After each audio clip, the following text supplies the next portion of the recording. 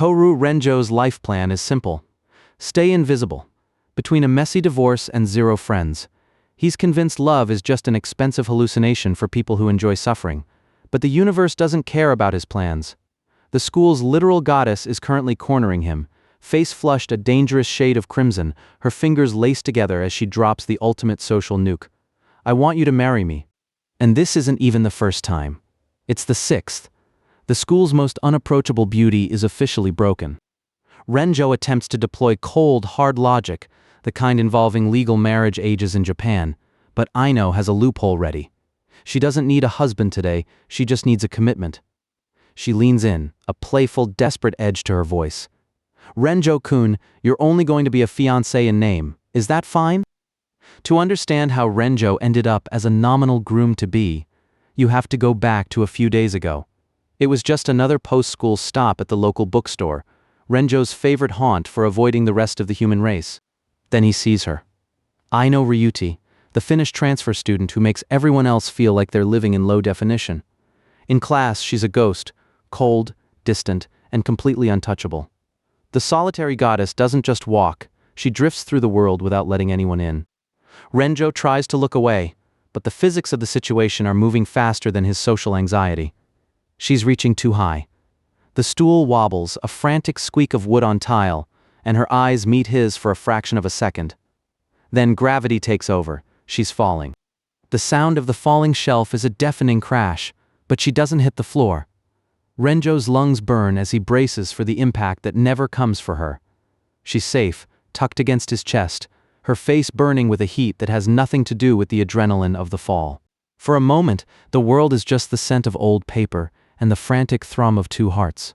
She looks up, her eyes wide and glassy, and the Ice Queen finally melts. Renjo-kun? The fact that she even knows his name feels like a glitch in the Matrix. He lets her name slip. Tohru-kun, and the intimacy of it makes the air between them feel 10 degrees hotter. Realization hits her like a second crash. She scrambles back, her movements jerky and panicked. Let go. She tries to rebuild the wall, her posture stiffening even as her face stays bright red. She speaks in perfect, measured Japanese, but her voice is trembling. Hey, Renjo-kun, did you help me because I was about to fall? It's a ridiculous question, but her eyes are searching for something more than a yes. Renjo can see the gears turning as she fights the urge to be honest. She crosses her arms, looking everywhere but at him, her voice rising in a desperate attempt to sound unbothered. Don't get the wrong idea. It's not like I needed you to help me, Renjo-kun. His instinct for trouble tells him to run, but seeing her struggle is a specific kind of torture.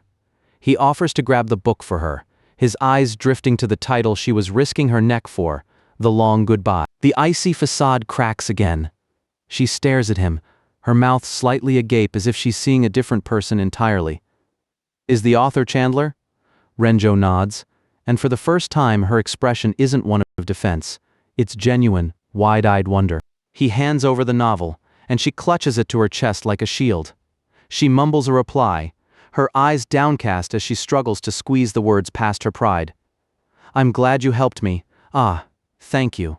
She admits that playing the solitary goddess isn't a choice. It's a reflex, a way to protect her own timid heart. Renjo doesn't mock her. He just tells her it's fine. If she needs a shell to survive the world, who is he to judge? She looks him straight in the eyes and delivers a blow more devastating than any shelf. Renjo-kun is kind. He tries to brush it off, but he can't look away from those eyes, clear and bright like sapphires, searching his face for a reason to stay. Renjo snaps out of it. The silence suddenly too heavy to carry. He waves a quick goodbye and bolts out the door, forgetting the very book he came for. He just needs to get away before the feeling of her name on his lips becomes a habit. He tells himself he's not the type to get involved. He'll go back to his boring, peaceful routine, but the image of the blue-eyed goddess won't leave his head. By the next morning he's barely functioning, eyes heavy from a night spent staring at the ceiling and replaying every word of their talk. The classroom chatter dies down. Renjo feels a shadow over his desk and looks up to find the aloof idol herself standing there. Her hands clasped tightly in front of her, looking like she's about to face a firing squad. Her face is a mask of determination over a sea of nerves. She leans in, her voice just barely audible over the hum of the air conditioner. Whoa, would you like to eat lunch together? The room explodes into whispers. To the rest of the school, this is an impossible event. The goddess choosing an unremarkable boy. Aino is practically vibrating with anxiety, her eyes fixed on the floor as she tries to block out the stares. She doesn't just invite him, she gives the crowd the play-by-play. Her blush deepens as she admits the secret of the library. He also caught me when I almost fell off a step stool. The heavy mood in the room could be cut with a knife. She offers him the most expensive thing on the menu as a bribe for his company. But Renjo isn't looking at the cafeteria specials. He's looking at her knees. They're knocking together. A constant, visible tremble that tells him just how much this is costing her pride. He knows he should walk away. He knows this is a shortcut to trouble. But if he rejects someone who mustered this much courage, he'll never look at himself in the mirror again. I guess. Buying me a coffee after lunch is enough. Her relief is so bright it's almost blinding, a radiant smile that lasts for exactly 3 seconds before the Tsundere software reboots. She huffs, turning her head away to hide the grin. I'm totally not happy about it. Renjo watches her, realizing that the world just shifted beneath his feet. If he had said no, his life would have stayed safe and quiet. But by saying yes, he's stepped into a storm he's nowhere near prepared for. They make their way through the crowded hallways, a path clearing for them like their royalty. Renjo asks where she wants to eat, and she responds with a quiet, devastating compliance. I'm okay with whatever you like, Renjo-kun. He realizes he's walking too fast and slows his pace. She tells him not to force himself to be considerate, but he can see the gratitude in her posture. She isn't used to anyone actually looking at her, rather than just the goddess label. He takes a risk and asks if she's just surprisingly introverted. The reaction is instantaneous. She flails, her face lighting up like a flare. I'm shy and timid and can't be honest. I'm not a coward. She looks like she wants to sink through the floor. Renjo immediately regrets being so blunt, but seeing her guard drop like that makes her feel real. Not a goddess, just a girl who's trying her best to survive a social minefield. He tells her they aren't that different. He's just a different kind of coward. Then he drops the info that her classmates call her Frija.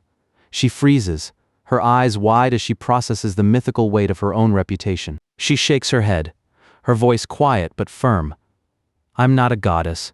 I'm a normal person. Like she trails off, settling on ordering the exact same meal as Renjo, a small gesture of solidarity that makes his chest tight. Lunch turns out to be surprisingly easy. They have books in common, and the conversation flows without the usual pressure of her goddess status. But when he looks at her directly, the sheer radiant beauty of her face still makes his brain short-circuit. Watching her laugh reminds him of another girl from his past, a childhood friend who used to smile just like this. But those memories are wrapped in barbed wire. He wonders if getting close to Aino will just end up hurting her too. Their food arrives with a heavy thud, and for a moment they're just 2 students sharing a meal. She calls his name, Renjo-kun, her voice warm and familiar, pulling him back from his dark thoughts. The warmth vanishes instantly. Tomoka Kono stands at the edge of their table, her long black hair like a shadow across their lunch. Her arms are crossed, her eyes narrowed and lethal. Oh, Renjo-kun, it's rare for you to be alone with a girl. Tomoka doesn't waste time. She aims for the throat, her voice dripping with artificial pity. I'm not someone like you that can live alone and isolated all the time. Then, she turns her icy gaze to Aino. You are Renjo-kun's girlfriend? Aino doesn't flinch. She meets Tomoka's stare with a gaze that is suddenly very sharp. But Tomoka has a weapon Aino doesn't. History. I don't recommend going out with a worthless person like Renjo-kun. Renjo's fist tightens on the table, his knuckles white. He wanted to keep this secret buried, but Tomoka isn't interested in mercy. She delivers the finishing blow to the entire room. I'm Renjo-kun's ex-fiancé. The word hangs in the air, suffocating and heavy. Renjo tries to explain. It was just family business. Old arrangements that went sour, but the damage is done. Aino looks like she's just been struck, her sapphire eyes wide with a new, sharp kind of pain. Tomoka isn't finished. She leans over him, her voice low and venomous, painting him as a coward to the only girl who ever saw him as kind. Renjo-kun is the type of person that will abandon his fiancé and run away. Aino's head stays down for a second. Then she starts to shake it. She looks up, her voice trembling but steady. But I can't think of Renjo-kun being a bad person. Tomoka's eyes widen. She's never had anyone challenge her version of the truth before. She leans forward, her eyes locked on Tomoka's. She isn't the distant ice queen right now. She's just a girl standing up for the only person who helped her. The Renjo-kun that is currently right in front of my eyes is a kind person. I won't regret it. Tomoka's face twists in a mix of rage and confusion. Aino mumbles that she's different. She can't change the past, and she can't become his childhood friend. But there's something else she can do. She stands up, the cafeteria noise falling away until it's just the three of them in a bubble of absolute tension. She looks Tomoka dead in the eye and asks the question that changes everything. I can become his fiancé, right? She turns to Renjo, her face radiant and terrifyingly sincere. Her eyes are blue sapphires, pinning him to his seat as she delivers the line that ends the quiet life he loved. I want you to be my fiancé. Tohru used to have a life planned out in ink and ironclad contracts. A childhood friend, a cousin, and an engagement designed by parents to merge the Renjo name with the Konoe group, one of the titans of Japanese industry. Back then, being worthy was the only thing that mattered. But plans like that don't just fade, they fracture. One major incident turned his future into jagged shards of glass, leaving him kicked out and the engagement dead. Or so he thought. Until a new voice cuts through the debris of his past, claiming she can't replace a childhood friend, but she can certainly replace the title. She looks like a vision of high-definition light in a world of gray school rules. Her hands are clasped at her chest, her cheeks burning a deep, defiant pink. She isn't asking permission anymore. I can become his fiancé, right? The fallout of that public explosion lands them in the quiet booth of a cafe. Aino is still vibrating from the adrenaline of the proposal, her eyes fixed on Tohru as if she's waiting for him to vanish. She orders for both of them, her voice barely a whisper. Ice cocoa with a soft-serve ice cream, 2 of them please. The ice cream arrives, looking like a sugary peace offering. Aino's eyes widen as she realizes the implications of sitting across from him in a place like this. Her solitary goddess mask is completely melted. It's not like I wanted to go on a date with Renjo-kun, okay? Tomoka is gone, fleeing the scene in a rare moment of visible frustration, but the weight she left behind is still crushing the air. Tohru watches Aino stir her drink, wondering if this was just a high-stakes prank to spite his ex. But her expression says she's playing for keeps. She admits it was an impulse, a knee-jerk reaction to how badly Tomoka was treating him. But Tohru isn't naive. People don't just hand out engagements like candy. Is there some reason you'd be in trouble if you don't have a fiancé? He hits the mark, and for a second, the ice cream is forgotten. Her eyes go wide, a silent confirmation that he's seen right through the business side of this proposal. She blinks, the reality of her situation catching up to her. How did you know? The truth is simpler and uglier than romance. She was born in Finland, and her family is currently sinking. Her mother's company is drowning in debt, and the lifeline being offered comes with a noose attached, an engagement to the president's relative. She's desperate for a shield, someone to point to and say she's already taken. Please, it's only for a limited time. Tohru looks up the company name on his phone, and the air in the cafe suddenly feels like it's turned to lead. The funding for Aino's family comes from the Konoe group. This isn't just a random corporate merger, it's a direct move from Tomoka's family. He needs confirmation, and there's only one person who sees the inner workings of the Konoe machine. Tokieda Fuyuka. She answers with a chirp that feels way too cheerful for the situation. Yahoo Tohru-kun. You don't call me that much, so Wani-san was lonely. Fuyuka isn't just a secretary. She's a gossip-hungry guardian who's already heard the cafeteria rumors. She doesn't even let him ask before she's congratulating him on his luck. A beautiful blonde with blue eyes for a fiancé, you're really lucky. Then comes the poison. The Konoe family head didn't just throw Tohru away. They were keeping him on a leash for this exact moment. They wanted him to be the one who secured the Aino family's loyalty. It's a political chess move where the pieces are being forced to fall in love. Fuyuka's parting words are a taunt disguised as advice. If they actually fall in love, then everyone wins. But Tohru stares at his phone in silence. How does he explain to the girl across from him that her shield was the target all along? The tension is broken by a low-stakes disaster. 2 guys trying their luck with the foreign girl while Tohru was distracted. He doesn't think, he just moves, He steps between them and grabs Aino, pulling her close enough to feel her heart racing. So she's my girlfriend. The strangers back off, but the damage is done to Aino's central nervous system. She's clinging to his sleeve, her head spinning as she tries to process the girlfriend title. Tohru tries to play it cool, but he's still stuck in protector mode. The noise of the cafe fades as he looks her in the eye. He doesn't apologize for the lie, he just owns the moment. It was me, he's acknowledging the connection, and Aino's breath hitches. Eh? They settle back at the table, but the air is different now. Aino starts rambling about fate and convenience, trying to bury her racing heart under a mountain of logic. If Tohru is the one, then the business problem is solved, but her eyes are saying something much more personal. Tohru leans in, his voice low. Ryuti-san, are you okay with being forced to marry someone you don't even like? She doesn't look away. The blushing deepens, but her voice is steady. If it's Renjo-kun, I might want to get married. This isn't about business contracts or corporate mergers anymore. She leans across the table, her hands trembling as she locks them together. The solitary goddess is gone, replaced by a girl who's finally found a place to land. I want you to marry me. The choice is his. To enter a world of political marriages and corporate schemes, or to protect the girl who just bared her soul over a bowl of melting ice cream. What's inside his troubled heart? The quiet life is officially over. The air in the cafe turns thick as Ryuti-san leans across the table, her Ice Queen mask completely shattered. She's not talking about business contracts or fake engagements anymore, she's looking for a lifeline. Her fingers tremble as she asks the question that changes everything. Is that a no? Ryuti-san doesn't do half measures. She skips the dating phase and dives straight into the biological fine print. She stares him down with a gaze that's equal parts innocent and lethal. Do you think you can start a family with me? Renjo's brain just hit a fatal error. This isn't just shyness, it's a blunt force trauma confession. He was trying to give her an out, a chance to rethink this whole marriage to save the family plan, but it backfired spectacularly. Instead of backing down, she's doubling down on the biological imperatives of a legal union. He stares at her, realizing that his attempt at logic has only paved the way for more insanity.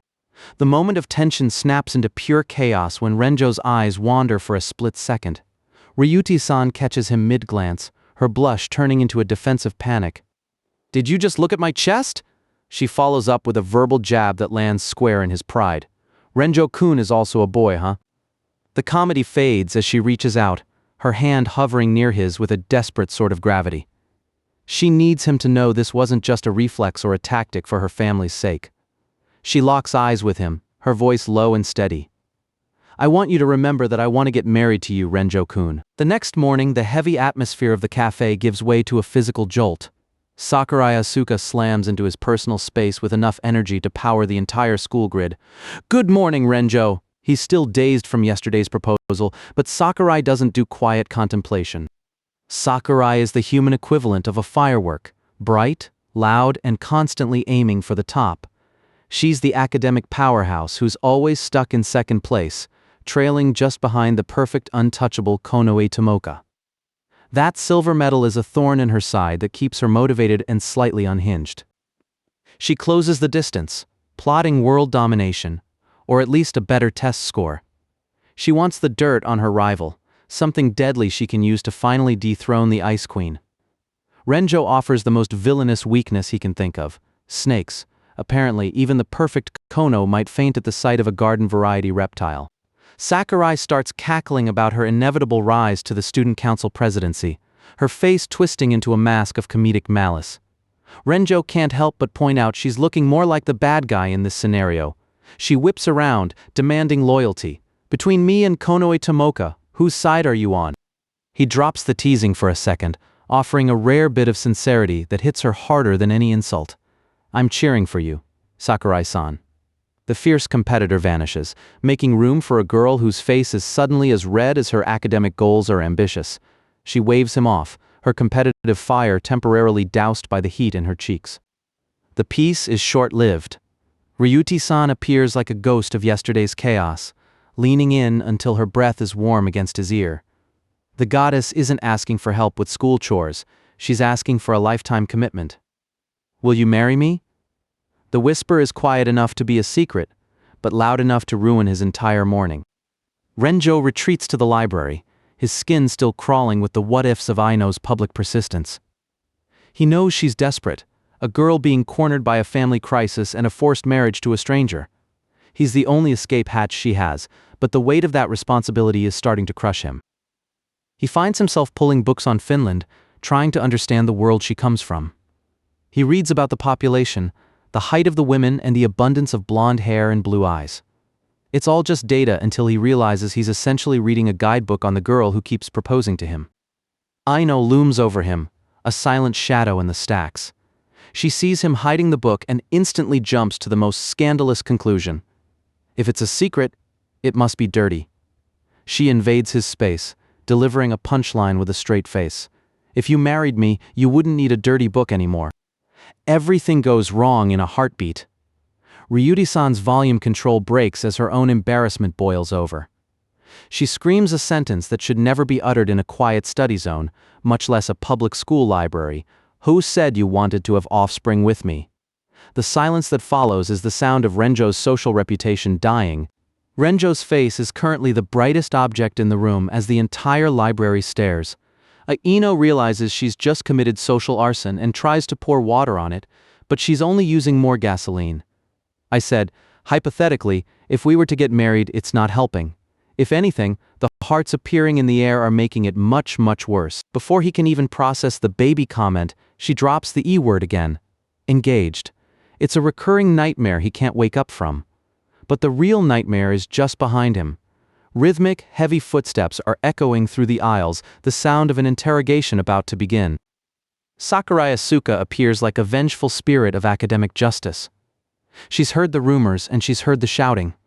Her eyes are narrowed as she reports the gossip she just picked up.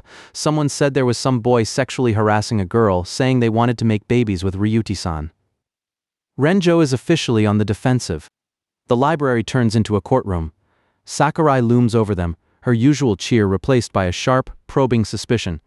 She knows something is being hidden, some secret connection between the cynical loner and the solitary goddess. She gets right in his face, demanding the truth. Just what the hell is going on between you and Ryuti-san? Sakurai isn't just asking a question, she's performing a social autopsy. The library air is thick with the smell of old paper and Tohru's mounting dread as she looms over them. Her gaze is narrowed into blades of suspicion, demanding an answer for the baby-making chaos she just walked into. Just what the hell is going on between you and Ryuti-san? Aino doesn't hesitate, her expression clear and terrifyingly honest. While Tohru is looking for an exit strategy, she just drops the nuke with a tiny, polite smile. I'm getting married to Renjo-kun. Sakurai's brain is clearly misfiring. Her face flushing as she tries to reconcile the solitary goddess with an arranged marriage in the 21st century. She's logic-locked, pointing out the absolute absurdity of two 16-year-olds planning a wedding, while Tohru desperately tries to frame it as a family circumstance. Aino shifts her gaze, her blue eyes suddenly sharp and searching. She isn't interested in the logistics anymore, she's looking for a rival. She pins Sakurai with a question that turns the library's temperature up another 10 degrees. Sakurai-san, do you like Renjo-kun? Sakurai practically jumps out of her skin, her usual academic cool evaporating into a frantic, blushing denial. Her hands fly up to ward off the suggestion, but the way she refuses to meet Aino's eye tells a much louder story than her stuttering excuses. While Tohru is basically dissolving into a puddle of embarrassment, Aino stands like a statue of pure resolve. She doesn't care about the no-shouting rule or the gawking students. She places a hand over her heart and stakes her claim. I want to marry Renjo-kun. Sakurai strikes back with a bitter truth, accusing Aino of just using Tohru as a shield against some other unwanted life. The accusation hangs heavy in the air, a cold splash of reality on Aino's fairy tale. But Aino doesn't flinch, she just meets the girl's gaze with eyes full of a strange, desperate sincerity. Don't dislike Renjo-kun. Sakurai's fist clenches, the fabric of her sleeve straining against the heat of her own frustration. She doesn't have a logical counter for Aino's raw honesty. Without another word, she turns and slides away into the library stacks, leaving a heavy silence in her wake. Now that the audience is gone, Aino's Ice Queen mask slips into something much more possessive. Her stare is heavy, a silent warning that she's already counting the years until their wedding. If we get married, you can't cheat on me, okay? Tohru's attempt at a graceful exit is derailed when Aino finds the book he was trying to hide. It's a guide to Finland, a physical piece of evidence that despite all his cynical grumbling, he's been thinking about her more than he's willing to admit. The comedy fades as they touch on the jagged edges of their pasts. Aino talks about divorce rates in her home country, a statistic that hits home for Tohru. For a second, they aren't a fake couple or a scandalous rumor, they're just two kids from broken homes trying to find something that won't fall apart. She tells him the story of the original Aino, the water maiden who chose the lake over a forced marriage to an old god. It's a tragedy that echoes in her own life, but as she looks at him, the sadness in her eyes shifts. She doesn't want a lake, she wants a hero who will actually show up. She leans in, her hands clasped together like she's praying for a miracle. The Ice Queen is completely gone, replaced by a girl who is terrified of being alone again. Her voice is barely a whisper, but it carries the weight of her entire world. I want you to marry me. Tohru's logic is screaming at him to walk away, citing laws and ages and the sheer impossibility of it all. He tells himself a fiancé in name only is enough, but as he focuses on her, he realizes that for Aino, that name is the only thing keeping her head above water. He thinks about the childhood friend he couldn't save, the history of failures that define his cynicism. But then he notices her hand trembling, waiting, and his fist clenches with a sudden sharp resolve. He isn't strong enough to let go. Tohru stands tall, the air in the library suddenly clear. He isn't just making a choice, he's choosing her. The cynical loner finally lets the walls crumble, and he delivers the words that change everything. I'll become your fiancé, Riti-san. The relief is physical, a visible wave that washes over Aino until she's practically glowing. She doesn't care that he added the in-name only disclaimer. She's already looking at him like he just saved her from the lake. Thank you, I'm so happy. She leans in, her breath warm against his ear, and whispers a secret in a language he doesn't yet understand. It sounds like a promise, like a tether. Mina Rakistan Sinua. She pulls back with a teasing glint in her eyes, telling him that if he wants the translation, he'll have to earn it. The romantic haze evaporates the moment they reach the gates of the Konoe mansion. It's not just a house, it's a fortress of corporate power and childhood trauma. Tohru's stomach is a knot of pure nerves, realizing he's just walked back into the lion's den. But the first person to greet them isn't the Ice Queen, it's the secretary, Tokieda Fuyuka. She pops up with a smile that's a little too bright for a house built on political schemes, her eyes already cataloging every detail of the new couple. Welcome, Tohru-kun. Before Tohru can even process being in the building, Fuyuka is all over him, leaning in for a hug that's way too intimate for just childhood friends. Aino's expression shifts from awestruck to absolutely murderous in record time. You used to hug me like this all the time before? Aino steps in to mark her territory, her voice trembling with a mix of shyness and protective fury. She's not letting the secretary walk all over her. But Fuyuka just laughs it off, waving it away like a game. Well, I am Renjo-kun's fiancé. Fuyuka, the absolute agent of chaos, decides to pivot the awkwardness into an opportunity. She starts pushing Tohru and Aino together, telling them to strike while the iron's hot. Tohru is blushing so hard he might actually ignite, while Aino looks like she's shorting out from the suggestion. Aino's social filter stays broken in the best possible way. She notices Tohru's eyes wandering, or thinks she does, and immediately turns it into a competition about breast size. To make up for the distraction, she demands the payoff. Renjo-kun, will you give me a hug? Tohru barely manages to touch her shoulder, but for Aino, it might as well be an electric shock. She flinches with a high-pitched squeak, her entire body vibrating with the pressure of actually being touched by the boy she's supposedly marrying. It's domestic, it's adorable, and it's about to be ruined. The temperature in the room drops to absolute zero as a voice cuts through the flirting like a guillotine. Tomoka Konoe stands in the doorway, her arms crossed and her eyes promising a very long, very painful conversation. The play acting is over.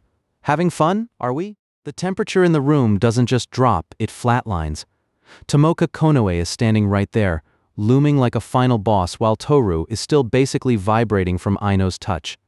He feels a cold sweat prickling his neck as he looks between his potential bride-to-be, who just proposed, and the one who used to be his entire future. His brain short-circuits, screaming a single, desperate thought. I gotta get out of this situation. Aino doesn't flinch. If anything, she leans into the chaos, her expression as flat as a pane of glass as she reminds everyone whose side she's on. You don't need to hold back for Konoe-san. We are already engaged. Tohru watches Tomoka's face twist into something lethal, and the math just doesn't add up. She's supposed to hate his guts, so why is she looking at him like he just committed treason? Aino's social filter is officially out for lunch. She stares Tohru down with those big, earnest eyes and complains that during their actual engagement, he didn't even give her a hug. The silence that follows is heavy enough to crush a tank. Tohru freezes, the realization hitting him like a physical blow. She wasn't being poetic. She actually wanted the physical contact. Aino tilts her head, her gaze sharp enough to draw blood. Konoe-san, are you jealous? The question hits Tomoka like a slap. An ice queen who usually treats everyone like background noise is suddenly sputtering, her face flushing a deep, angry red. She snaps back with a desperate, "There's no way I'd be jealous of you," but the cracks in her perfect human facade are wide enough to see the panic underneath. Tomoka stops retreating and goes for the nuclear option. She smirks, a sharp, cruel little look that says she's held the winning hand the whole time. She leans in and drops a bomb that leaves Tohru wishing for a sinkhole. Not only was I his fiancé, we also lived together before. She doesn't stop there, laughing off Aino's claim to intimacy by reminding her that she's the one who's already shared a bath with him. Tohru is drowning. He tries to point out the obvious, that they were literally children, but Tomoka is in full revisionist history mode. She sighs, looking like a tragic heroine, and claims he was already looking at her with lecherous eyes back in the 6th grade. It's a total lie, but in this room, the truth is whatever makes the other girl angrier. Aino's competitive streak just went from 0 to 100. She grabs Tohru's arm, her face burning but her eyes locked in a battle of wills. She's not going to be outdone by a childhood memory. Also, let's live in the same place and get in the bath together. It's a complete logic jump that leaves Tohru's head spinning and Tomoka's brain actually stalling out. Enter Fuyuka, a chaotic spirit who never met a messy situation she didn't want to make worse. She pops into the conversation with a cheerful wink, treating the idea of high schoolers living together like a fun weekend project. Hanging out naked might even deepen your bonds. She's fanning the flames while Tohru is just trying to find an exit that doesn't involve a social suicide note. Tohru tries to bring up the tiny detail of being expelled, but in this house, reality bends to the Konoe name. Fuyuka explains it with a chillingly cheerful logic. If the family head says black is white, then that school will be painting the hallways by morning. They aren't just rich, they own the rules of the game Tohru is currently losing. The trap snaps shut. Tomoka finds out her own father has already signed off on this madness, leaving her as the reluctant acting head of a house that's now hosting her ex and his new fiancé. She's vibrating with pure, unadulterated fury as she delivers a command that sounds more like a prayer. You can't do anything immoral, okay? Tomoka is resorting to character assassination now, leaning in to whisper warnings like she's describing a horror movie villain. She tells Aino that if they live together, Tohru might try to force her into doing perverted things. She's trying to paint him as a beast to save her own sanity. But Aino just looks confused by the whole concept of being careful around the boy she's already decided to marry. Aino tries to defend him, but she ends up dropping the ultimate bombshell. She mentions that Tohru once looked right at her chest and said he wanted to make kids with her. The air leaves the room. Fuyuka looks like she just won the lottery. Tomoka looks like she's about to have a stroke, and Tohru just wants the floor to open up and swallow him whole. Tomoka is screaming about pregnancy and high school scandals, but Aino just looks thoughtful. She touches her lips, her gaze softening into something terrifyingly sincere. I'd be fine with that. She doesn't see the scandal or the immorality. She just sees Tohru. Renjo-kun can do anything he wants to me. It's the most honest, brazen thing anyone in this house has ever said. Aino pulls him close, leaning into his arm with a squeeze that feels like a claim. Tohru is hyper-aware of every point of contact. The warmth, the pressure, the fact that she's making it very clear she isn't Tomoka. She's the one who's actually going to marry him, and she isn't letting anyone forget it. Fuyuka, ever the helpful soul, chimes in to remind them to use protection. It's the final straw for Tomoka, who is left sputtering about how perverted things shouldn't be on the table at all.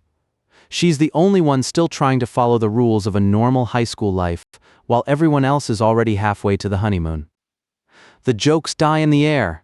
Tomoka steps forward, the jealousy replaced by a cold, sharp bitterness that feels years old. She looks Tohru right in the eye, her voice dropping to a low, dangerous level. But if anything happens, I won't forgive you. It's not just about the living arrangement, it's a warning that he's still on probation for something he did long ago. Tomoka stands her ground, her shadow long against the floor of the mansion she used to share with him. She spits the words out like they're poisonous. As your former fiancé, if you leave me behind and are the only one getting happy, I won't forgive you for that. It's the raw, ugly truth of her heart. If she has to be miserable, she's taking him down with her. Aino doesn't let the threat linger. She looks at Tohru, her own determination hardening. No, I will make Renjo-kun happy. But then she catches the detail that really matters. The way Tomoka slipped and called him Tohru. It's a level of intimacy Aino hasn't reached yet, and she realizes the bridge she has to cross is much longer than she thought. Tomoka can't handle the direct confrontation anymore and bolts from the room, leaving a trail of questions in her wake. Fuyuka follows, promising to deal with the follow-up with a breezy wave. Once they're alone, the silence returns, but it's different now. Aino looks at Tohru, the air between them still vibrating. Why did you break your engagement with Konoe-san? Tohru looks away, his eyes tracing the ghosts of his middle school self. He tells her about the promise he made to always stay by Tomoka's side, to protect a childhood friend who was always brooding alone. Then came the ransom kidnapping, the kind of nightmare that only happens to families this rich. They were both taken, but Tohru wasn't the hero the story required. The words taste like ash in his mouth. He explains that in the middle of the chaos, he had a chance to escape and he took it. He ran away alone, leaving her behind without even trying to help. She was released safely later, but the damage was done. As her fiancé who should have protected her, I betrayed her.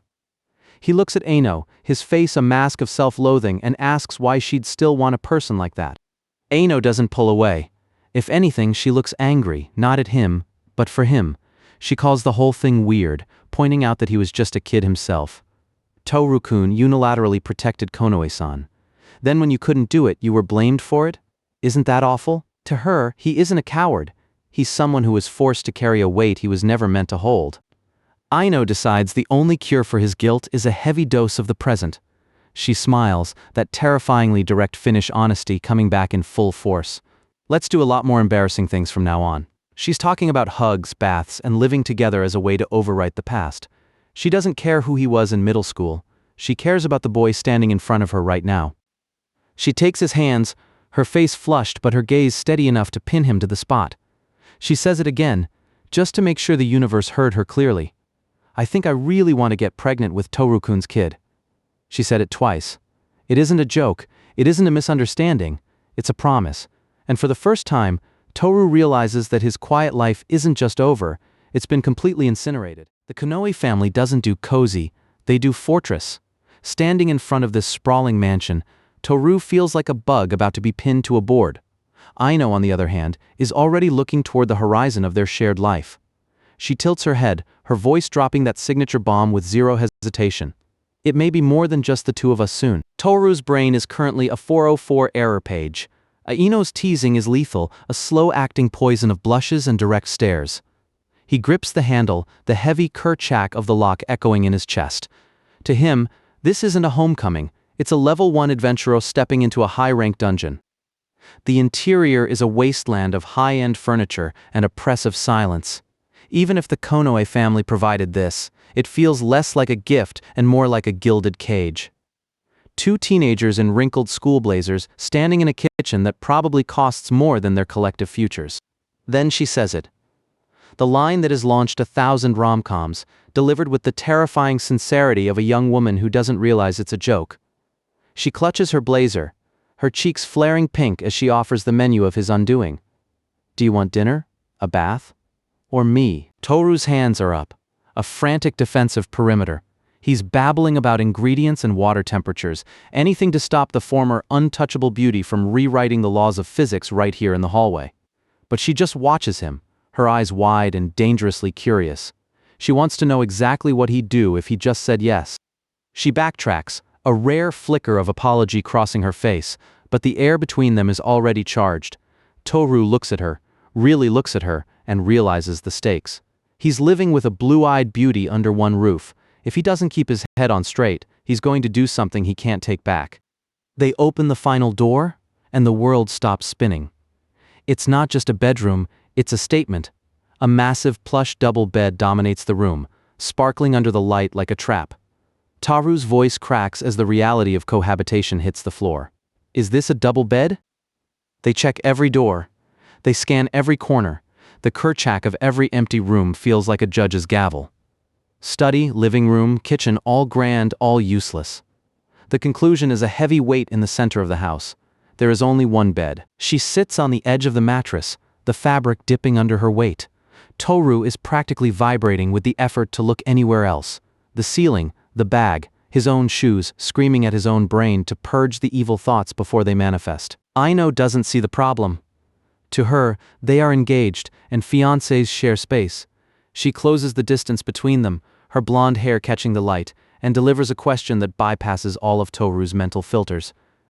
Renju-kun, don't you want to sleep together? The teasing stops. The room feels smaller, the air thinner. He sees it in the way she grips her own skirt, the genuine shaking need of someone who has been cast aside. Since the Konoe family abandoned him, Tohru thought he was the only one who was alone. But the look in Aino's eyes says she's been drowning in silence for years. She admits it softly, a confession that hurts more than any insult. The goddess has been surviving on sleeping pills and isolated school lunches.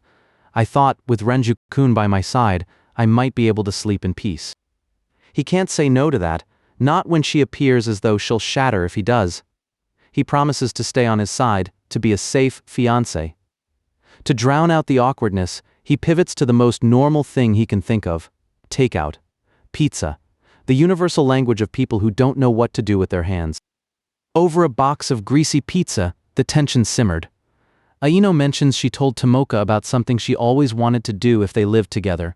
She gives him a look that suggests pizza is very low on her list of priorities. She'll keep it a secret for now.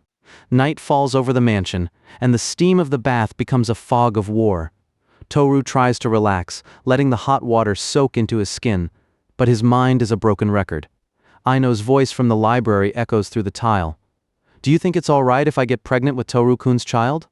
His heart hammers against his ribs, a frantic kerchak as the door slides open. The steam part. Aino stands there, wrapped in nothing but a thin towel and a look of absolute determination. The water splashes as Tohru practically tries to merge with the wall. This was the secret, the thing she told Tomoka. She steps closer, the damp towel clinging to her skin, her voice steady despite the flush on her neck. If we live together, I'd like to get in the bath with Tohru-kun. Tohru is drowning in dry land. He can't look, can't think, can't breathe, but Aino doesn't turn away. She watches his reaction, her own embarrassment fighting with a strange sense of pride. She's glad he's interested. She's glad he's looking. She slides into the water, the heat of the bath nothing compared to the warmth of her shoulder against his. The bedump of their hearts fills the silence between them. He tells her he might not be able to stay calm, but her hand is already moving. She draws closer until they're nearly touching, her breath warm against his skin, casting aside every bit of Ice Queen armor she has left. The invitation is total, a surrender that leaves Tohru paralyzed. I want you to do anything you wish, Renjo-kun. A jolt of pure panic sends Tohru scrambling out of the water. He's not ready. He's never been ready. Aino just watches him with a soft, knowing smile as he flees. She knows she's already won. She can't marry anyone else now, not after this. But the night isn't over. Aino emerges in a lace chemise that makes Tohru's eyes burn. She stands by the bed, the very picture of timid beauty, and asks if she looks cute. It's the happiest she's been since the proposal, her fingers grazing the sheets. Hearing Renjo-kun say, "I'm cute," makes me the happiest. She leans over him, her hand finding his chest, feeling the frantic rhythm of a heart she's completely captured. She whispers a final lethal question about what fiancés do in bed. Is it 'cause I'm so lewd?